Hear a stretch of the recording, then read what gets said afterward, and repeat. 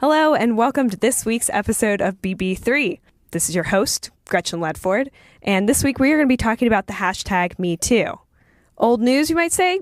Well, maybe, in reference to how quickly the news moves these days. But in reality, it was only about a week ago that this started making the rounds on social media, and there's still a lot to discuss about it. In fact, if you pick up this week's edition of the Blue Banner, you'll find an opinion piece about the hashtag from Pigg, who joins me here in the studio. Hi, Kat. Hello, Gretchen. So, Kat, what did you discover when you started looking into the hashtag? So I did some research about sexual violence, and I actually discovered that rape is the most underreported crime. 63% of sexual assaults are not reported to the police, according to the National Sexual Violence Resource Center. 63% are not reported. Yes, 63%. And the majority of rapes are committed by someone the victim knows, actually 7 out of 10, according to the Rape, Abuse, and Incest Network.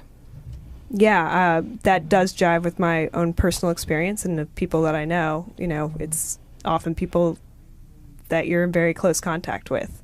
And I think that's really what this hashtag was all about. Would you agree? I would definitely agree. A lot of times victims either don't report because it's someone they know, or they feel like it's unsafe, or they feel like no one's going to believe them. So it's a really touchy issue.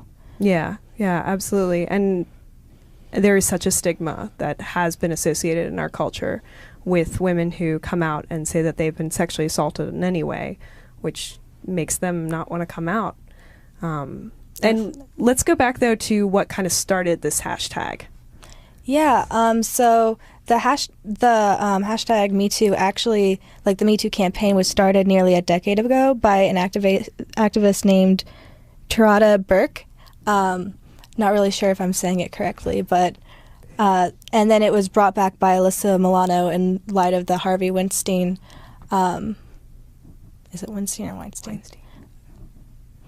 In light of the Harvey Weinstein allegations of him being a sexual predator, and so she tweeted out asking people to hashtag #MeToo if they've also been a victim of sexual harassment or sexual assault, and it just kind of picked up.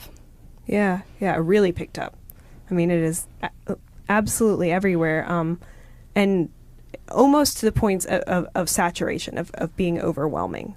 And I know several people who have expressed that they have not actually joined in on posting it despite having something to say because they felt as though it was trendy, per se. And how do you feel about that idea? I definitely understand where they can be coming from, because I do know that, you know, for some survivors, sharing their story makes them feel better, and for others it's very triggering.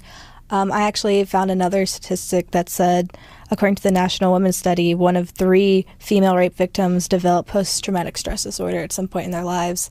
So for some it can be very triggering to talk about, and it may feel like it's done in poor taste, because some people, when they let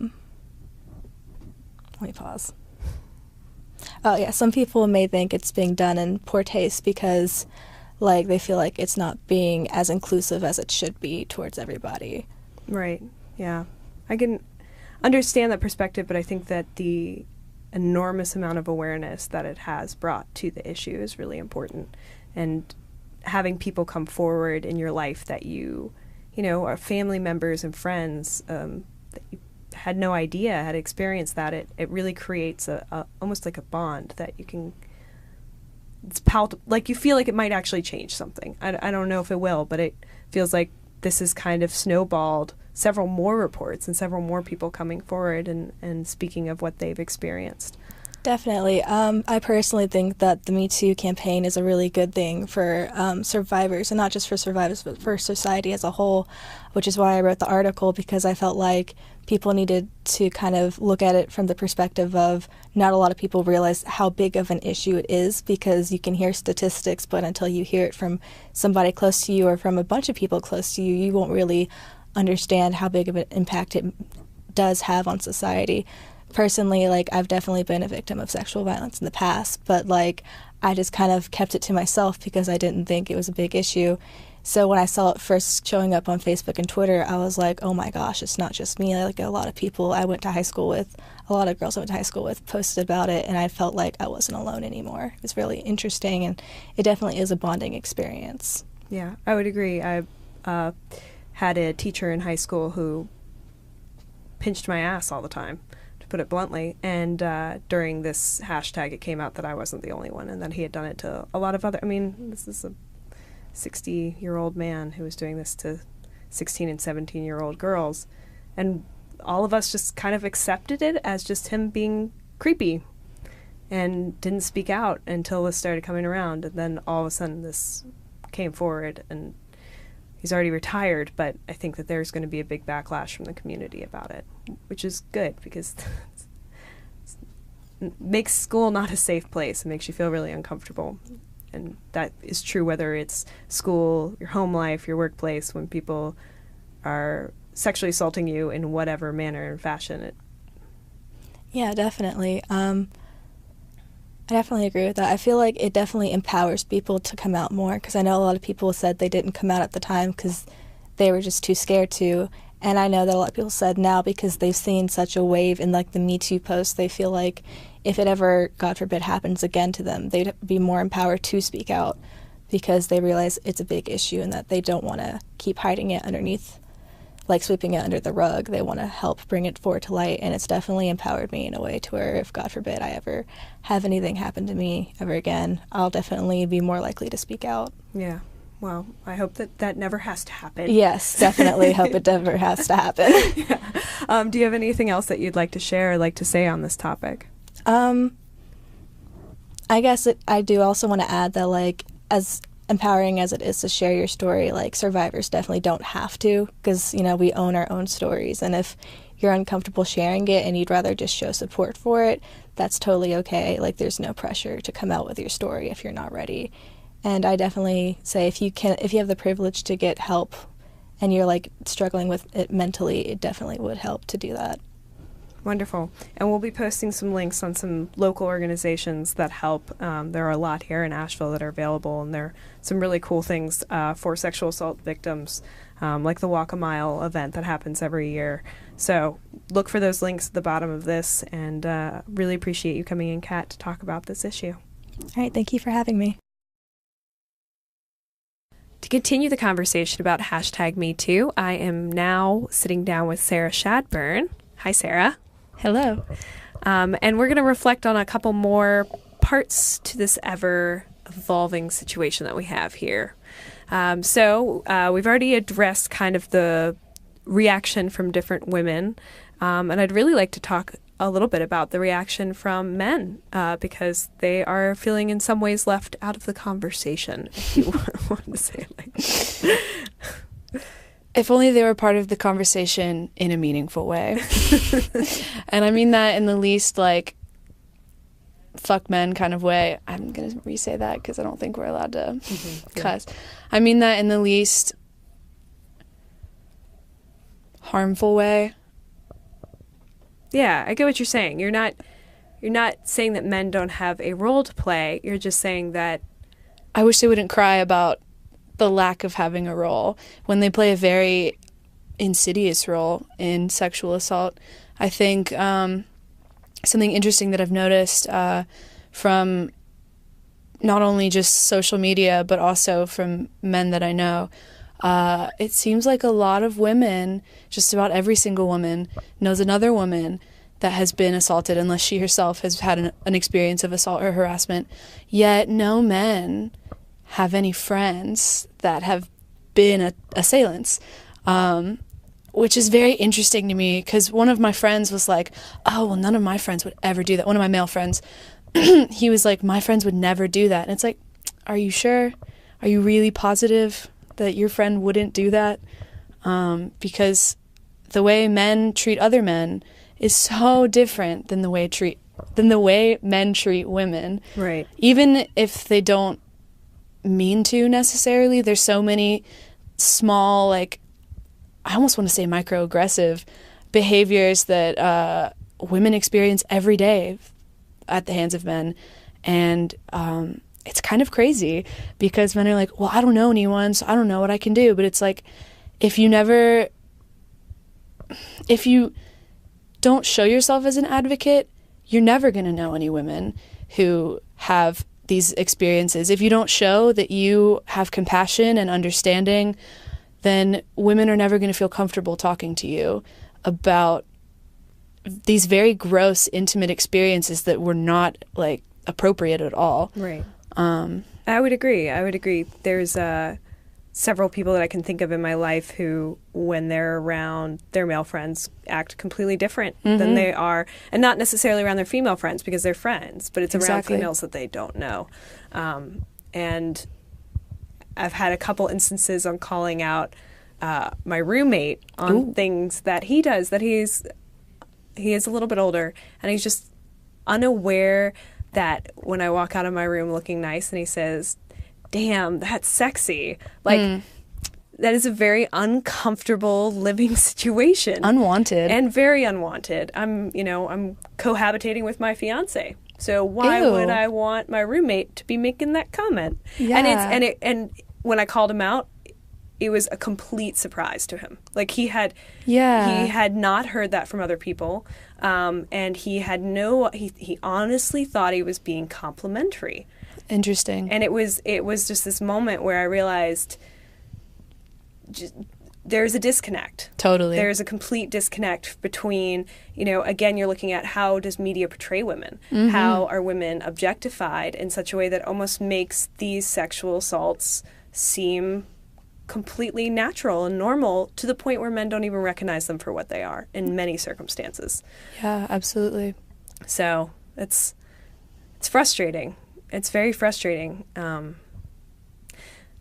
also very appreciative of my oldest sister, who has 2 little boys, and has the older one kind of taken him into the conversation as you would for a 5-year-old, which is yeah, there's ways you can do that for sure. Yeah, absolutely, and talking kind of about what's okay and what's not okay to say to women, how to talk to women. Yeah, I read something on the internet, which I know this sounds totally unfounded, but I promise I read it somewhere. And it's kind of just like a general understanding that kids learn things based on what they see around them. And these sort of behaviors very early are reinforced that it's okay. Like, I think the thing that I read online was a story about a little girl and a little boy playing together or something, and the little girl was like, don't touch me, stop, leave me alone, when the other little boy was like, I don't know, getting in her space or something. Either way, she didn't want to be touched, bothered,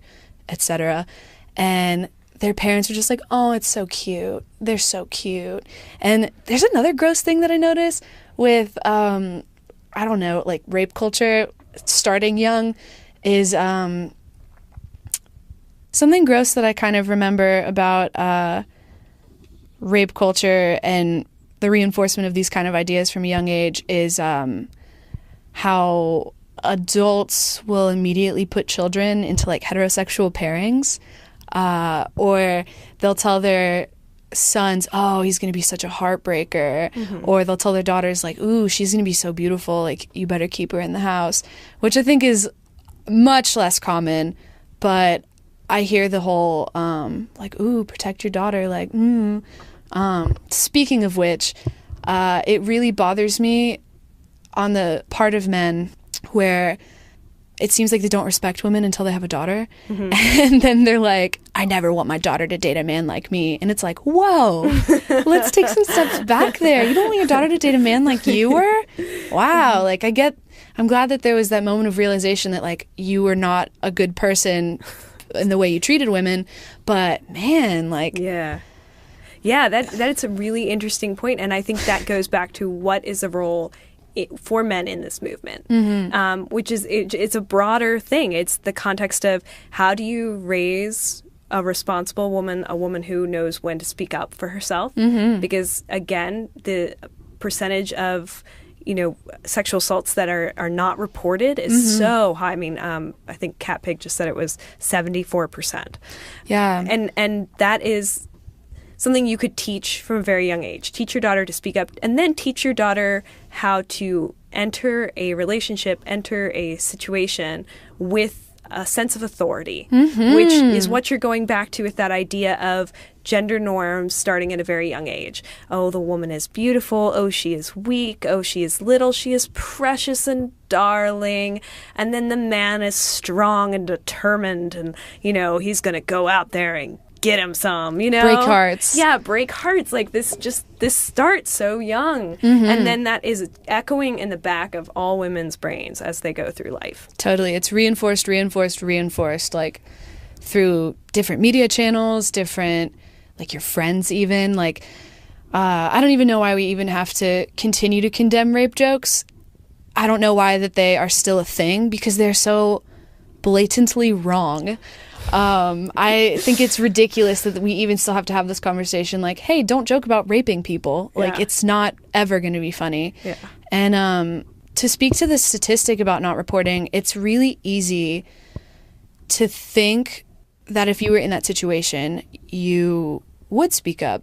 But it's really hard when you're faced with that sort of reality to speak up. It's hard to reconcile what's happened to you that was gross, not consensual, and think about it in a way that's not just completely detrimental to, like, your entire psyche. And then, of course, speaking up.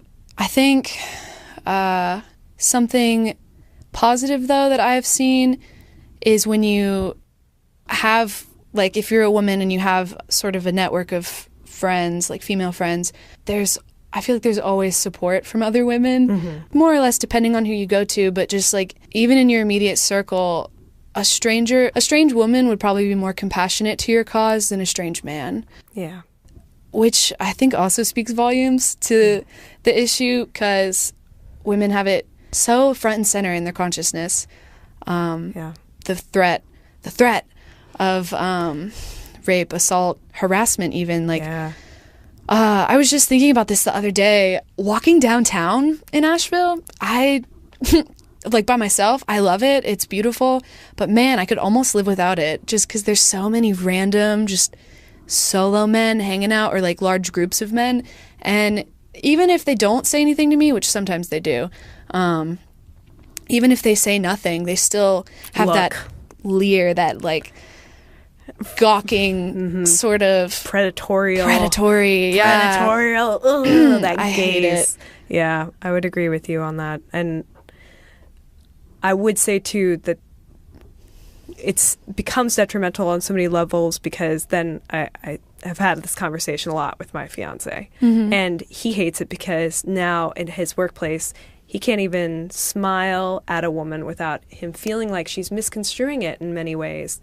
At least that's how he's kind of expressed it, is that he feels like so many men are so creepy and leering that he doesn't ever want to make a woman feel like he's doing that. So he almost goes the opposite way, which is what, you know, he, especially if it's a new face, you know, and he works at a restaurant, he tries not to smile.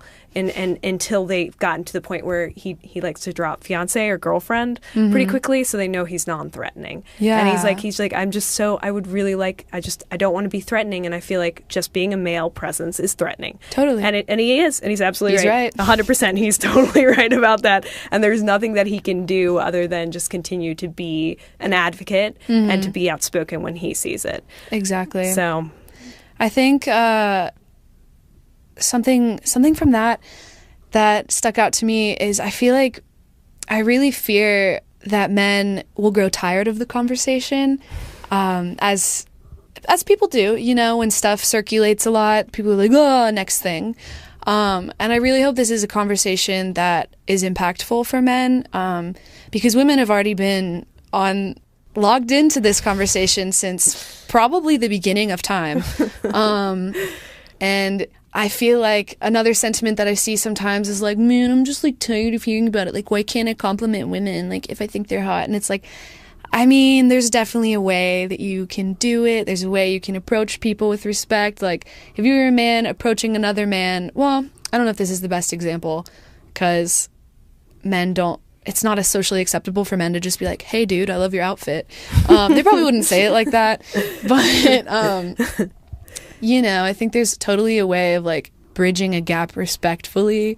And I think it's a good strategy that your fiance employs to just like drop that in really quickly, because I feel like, me personally, if a new man was talking to me, I would probably have that little like edge. Then if he was like, oh, my girlfriend, fiance, lady, significant other, I'd be like, nice, cool. He is not gonna he's not gonna try anything, Right. but even then sometimes I still like, you still have to. Well, and it's the manner, the tone of the conversation is really Absolutely. important. What are you talking about? How are you talking about it? Mm-hmm. Where are you looking? Where are your eyes? Oh my God. Speaking of where are you looking, I have had a male colleague who is rather notorious for not looking in your face as a woman. He will always look at your chest before he looks in your face, and then if he does look at your face, it will be for only a few moments, and then back to the programming of whatever you're sporting on your chest. And it was really funny because I sat next to him in a class, and, you know, for a while he just made me so totally uncomfortable that I would just distance myself. I would avoid him. I would completely avoid him. I would just be like, I don't want anything to do with this person because they objectify me every time they look at me. And it was interesting because we had the class together and we ended up sitting next to each other, and I was like, oh, okay, but whatever. This isn't going to stop me. And it was funny because once he started to see that I am an intelligent person, that I am well written, I guess, that sounds so pretentious, but that I come to class to learn and that I'm in school because I have drive and ambitious, he one day flat out was just like, you know, Sarah, I really respect you. And it was crazy because it's like, and you didn't before? Like, I had to earn it with you. I get that respect is something you earn with everyone for sure, but you didn't even give me that base level of respect as a fellow human. Yeah, that base level is something you have to work so much harder Right. for, you know? Yeah. It's just, It's wild. He's like, I respect you, Sarah. it's frustrating. Mm-hmm. It's frustrating. I respect me too.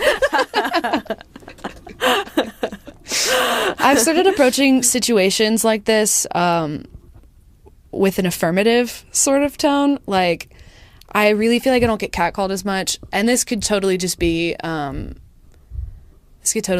me like projecting or something, but I totally feel like I don't get catcalled as much because I walk around with an attitude of like, I do not want it. Like, no, that's not good. I totally walk around with an attitude of like, no, please, like, move along. Mm-hmm. Like, if I'm like ready anytime I walk downtown, because I work downtown, I'm ready for any of the gross men who look at me, if they say anything, to be like, I know, or like, keep moving, I don't want it. Like, Yeah. I do not want your comment. Yeah. I do not want your attention. I don't even want you to breathe in my direction. Yeah. Like, unless you're breathing at me with like respect. Yeah. Respectful breathing only, please. Respectful breathing only in Yeah. this circle. Yeah. That sounds like this. Yeah, it's very quiet. It's much quieter than like Yeah. breathing. No, that's disrespectful. Don't do that. it's like, oh, you're calling in the middle of the night like you're like doing something nasty on the other end. Yeah. Well, and I'm glad. I would agree with you too with the way to not get called as much. First of all, people stop catcalling.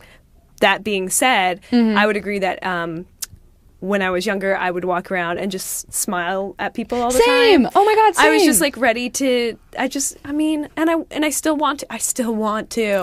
I do. I'm a happy person. That doesn't mean every woman should smile all the time. I'm not saying that Absolutely. either. I'm just saying that I'm a happy person. Same. So, in doing so, creeps would see that as an invitation. Mm-hmm. And I found that too in customer service. I have a customer service Absolutely. job, and there is a point when I stop smiling now. And some people, it comes very quickly. And I'm like, smile. Oh, nope, we're dropping. And I just stop. And I just have to stop. And then there are other people who you can smile through the whole thing. Men, women, it doesn't matter. And it's totally a wonderful experience. Yeah. But it's that awareness that you have to learn as a woman. And men never have to deal with that. They have no idea that this is just a learning curve you have to go through. Yeah. It's unreal. They have no idea that you have to like read the atmosphere Yeah. at all. They just they create the atmosphere that we have to read. It's interesting. I've started doing this thing where I don't look men in the eyes, like on the street or anything, like strange men. I just totally do not want the attention. I like will see them looking at me sometimes, but I don't not even. Yep. I don't even acknowledge them, which has been kind of satisfying for me. Like, I'm still very much aware of my I'm still very much aware of my surroundings, but I'm not necessarily interacting that much with strange men just because their whole nature is so iffy, precarious, dangerous, insidious. But on the flip side of that, I have a friend at another school who, she's one of my best friends.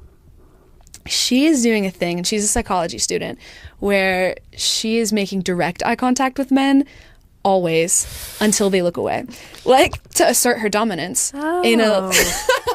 It's like hilarious because I told her about this thing that I was doing. She's like, oh yeah, this is so cool, like I'm doing this. Wow. The complete opposite, that's which is so interesting. Totally makes sense because she's just like a strong person. Not that I'm like weak because I can't look men in the eyes, but she's just completely like, her approach is so much more like direct, in your face. She's a Leo. Which is awesome. And she says it's awesome. She says it feels awesome to like assert herself in such a subtle way. I sort of have wanted to try that, but it works so much better for me to just avoid. I would say the avoidance is less draining. Yeah. Because you don't have to put that energy forward. Yeah. I think if I had the time, energy, and the passion to commit to that, I could see how that could be incredibly empowering. Absolutely. Absolutely. And there have been situations where I've definitely done I'm gazing at you right now. Like, this is not breaking. Not until you look away. You look away first. Yeah. I can not blink for, that's I awesome. don't know, a long time. Or maybe not. It feels like a long time. That's awesome. That's really powerful. Yeah. The no blink stare. Yeah. At any rate. So to wrap this up, what advice as a woman would you give to men who are looking at this campaign, reflecting upon it, and wanting to show that they are not a creep? My advice would probably be, obviously, to not be a creep, but it's hard for men to know like exactly what creepy is, quote unquote. So I really think that the man's role in this conversation should be to listen. Definitely to listen, to, like, if a woman, to listen and to learn. If a woman tells you your behavior is creepy or the behavior of another man is creepy, it's okay to ask why, but it's not okay to condemn her for feeling creeped out. It's not about invalidating anyone's feelings. It's because we go through that so much already. I feel like a lot of women have a hard time trusting their intuition because of this conditioning. Like, you should trust men, or you should trust, I don't know, things outside yourself, which doesn't even make sense. Positions of power, exactly. And I think it'd be wise for men who genuinely want to make an impact and a change in a positive direction, just listening, advocating, calling out their male friends for their behavior, because a lot of men, I feel like a lot of women can tell a lot of men, like, that was creepy, or this experience happened to me and it was not okay, it was not consensual, and they'll be like, oh my God. Or, they'll express their sympathy, and that's wonderful. But they have these abusers in their circles and they say nothing to them. They still hang out with them. They're still like friends even. Yeah. And that's completely illogical to me. How you could know that one of your friends is a rapist and still associate with them at all. Yeah. And anything else? So to kind of sum it up, it would be listen, learn, ask questions where they're necessary. Don't assume that you do understand it completely if you don't. Ask those questions. Ask those questions, and don't be afraid to find a woman in your life who will talk to you genuinely about that. Because I think encouraging conversation is going to really help come up with a solution. Yeah. And, we're all equals here on this planet. We should all be treated as such, regardless of race, gender, or social standing. And then, of course, being an advocate, which is where you're going with that, which is, if you know of somebody within your social circle, if you know of somebody in your life who's just not behaving correctly, find the time, find an opportunity to have that conversation with them. I would slightly disagree with, I mean, it's hard because like rape is one of those things where I think there are moments in people's lives where non-consensual sex happens and one person may not be aware of it. And I'm thinking of like, absolutely, you know, drunken scenarios. Absolutely.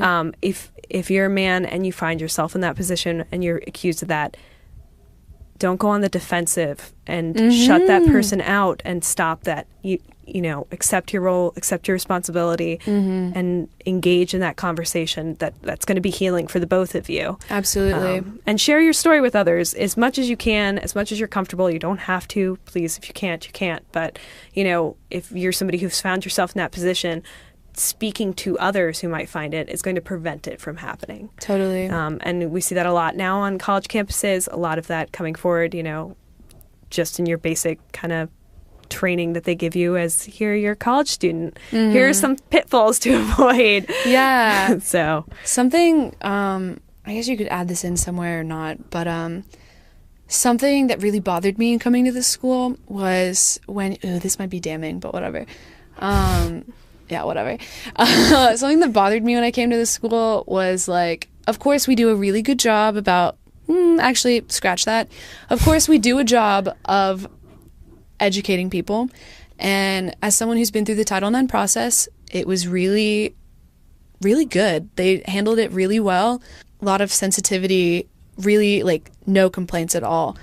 But the thing that bothered me was as a young 18-year-old woman coming to college, they like the police would sort of construe it like, you're going to be assaulted in school, but make sure it's not you. Like the chances of you getting assaulted are super high, but just make sure it's not you. And if that means like not drinking, then that's what you have to do. Like I would never let my daughter go to a party. Like blah, blah, right. Blah. Like I got pushing the responsibility again onto the woman. Yeah. Not saying okay. Big part of this is the man. So the big part. Yeah. Yeah. So how do? Oh yeah. So I think the best way for men to contribute is to treat women like they're human beings. Whoop, there it is. And I don't know. I feel like in order to be a safe space for someone, you have to genuinely believe in the cause, be compassionate, be sympathetic. And there are also male survivors who, if they feel comfortable to speak up, they totally should, because there's a lot of stigma around male sexual assault, and I totally don't want to discount any man that has gone through that kind of experience, because that is horrifying. I could not even imagine. And to further that too, we are speaking kind of in a binary way here.